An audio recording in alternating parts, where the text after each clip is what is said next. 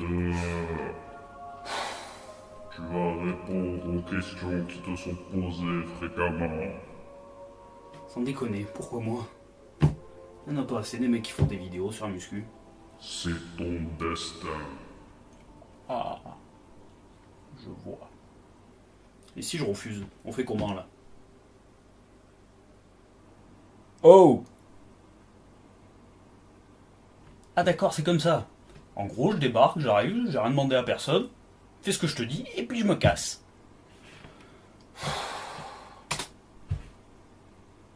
Ok, on va la jouer comme ça alors.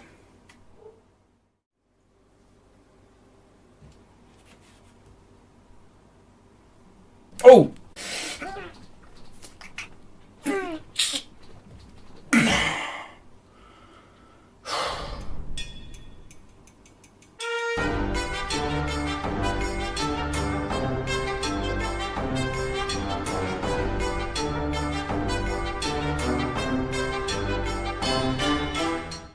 Les premiers résultats, quand est-ce qu'on les voit? Pour une prise de masse, vous allez voir une évolution au bout de 6 mois à peu près. Mais vous verrez vraiment une grosse différence au bout de plusieurs années. Et ensuite, pour la perte de poids, c'est entre 2 et 3 mois. Parce que quand vous voulez perdre du poids, ça va très vite au début. Surtout si vous en avez beaucoup à perdre. Les premiers kilos partent très vite. Mais par contre, c'est les derniers qui sont vraiment chiants. C'est vraiment une généralité ce que je dis. Parce que bien sûr, on est tous différents. Il y a beaucoup de facteurs qui rentrent en jeu. Les principaux, c'est votre génétique, vos antécédents sportifs et bien sûr votre fréquence d'entraînement. Mais dites-vous bien que ce soit pour prendre de la masse ou pour perdre du poids, vous allez très vite progresser au début et plus vous allez avancer, plus cette courbe de progression va ralentir, la vitesse de progression va être de plus en plus lente. Ensuite, est-ce qu'il faut s'entraîner tous les jours? Non, bien sûr que non, surtout à notre niveau et naturellement. On peut faire entre 3 et 5 séances de musculation par semaine. À notre niveau, la récupération, c'est très important. Il faut récupérer suffisamment pour être le plus productif possible les séances suivantes. Si vous vous défoncez à l'entraînement, si vous vous cramez, ça sert à rien. Les séances suivantes, vous allez moins bien progresser. Dites-vous, pour faire très simple, c'est vraiment très schématisé, encore une fois ce que je dis, vos muscles grossissent et se construisent pendant vos jours de repos et pendant votre sommeil, pendant que vous dormez. Les suppléments et protéines en poudre, est-ce qu'on en a besoin quand on commence? Non. Les premières années, vous n'en avez pas besoin parce que, comme je le dis, vous allez progresser assez vite. Mais au bout d'1 an et demi, 2 ans, que vous allez commencer à stagner, là oui, vous pouvez commencer à vous renseigner sur les créatines, les acides aminés, les stimulateurs pré-entraînement et tout ça. Mais sinon, avant ça, ça ne sert absolument à rien, vous allez progresser très vite. Les seuls suppléments que je vous conseille au début pour vos collations entre les repas, ce sont les protéines en poudre. Ensuite, est-ce qu'il faut manger toutes les 2 heures? Non. Quand on pratique la musculation de manière naturelle, manger toutes les 2 heures, ça ne sert à rien. Et surtout, la plupart d'entre nous, que ce soit professionnellement ou personnellement, on ne peut pas se permettre de manger toutes les 2 heures. Le top, c'est de manger toutes les 3 à 4 heures. Mais si vous ne pouvez pas par rapport à vos contraintes professionnelles ou vos contraintes personnelles, ce n'est pas grave. Le plus important, c'est de manger avant et après l'entraînement. Ensuite, pour le reste de la journée, vous faites comme vous pouvez. Ce qui compte, c'est votre total calorique sur la journée. C'est là que je reviens un peu sur les protéines en poudre. Là où c'est vachement pratique, ces machins-là, c'est que si vous êtes au boulot ou dans une autre situation, que ça fait plus de 3 heures ou 4 heures que vous n'avez pas mangé, que vous avez l'impression d'être enceinte d'un bébé ogre tellement que ça grogne à l'intérieur, vous prenez votre shaker que vous avez préparé à la maison. Ça vous a pris 30 secondes. Avec à l'intérieur de la whey en poudre mélangée à de l'eau ou sinon de la caséine ou des protéines de soja, ou sinon vous pouvez faire un mix entre ces protéines-là. Moi personnellement, ce que je fais, c'est caséine et whey. Ça me cale un peu plus que de la whey simple. Vous prenez votre shaker, vous le buvez, et paf, c'est fini. Ça vous a pris moins de 30 secondes. Ensuite, une question débile qui revient souvent en musculation. Est-ce que la graisse, ça se transforme en muscle? Non, bien sûr que non. Ça marche pas. Ça serait comme transformer du plomb en or et de l'eau en roche. Vos muscles, ils grossissent ou ils maigrissent.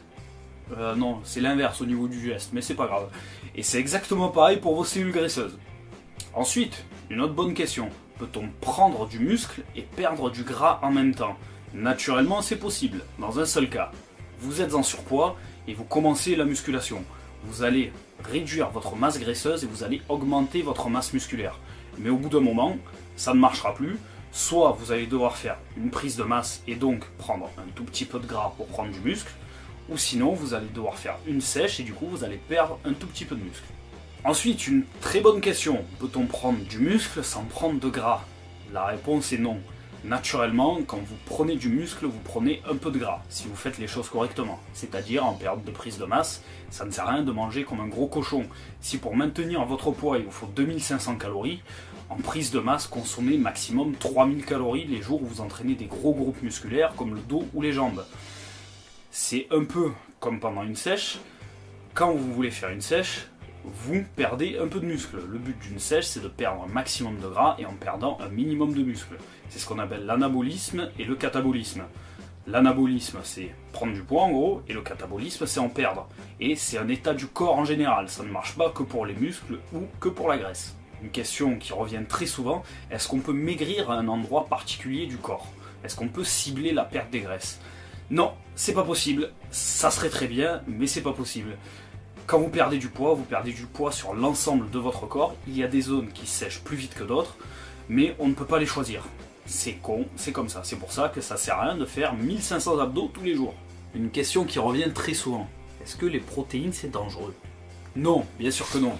Les protéines, ça n'est pas dangereux, votre corps en a besoin, que vous soyez un sportif ou pas, c'est un macronutriment naturel et votre corps en a besoin.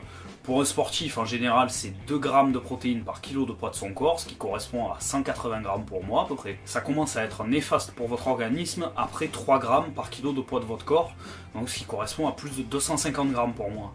Là, ça commence à faire et j'ai remarqué ça ne sert absolument à rien de manger trop de protéines. Chose importante à faire quand on augmente son apport en protéines, c'est de boire beaucoup d'eau dans la journée. Buvez plus de 2 litres d'eau. Mais ça, c'est quelque chose que je dis déjà dans ma précédente vidéo. Peut-on manger des protéines à volonté? Non, bien sûr que non.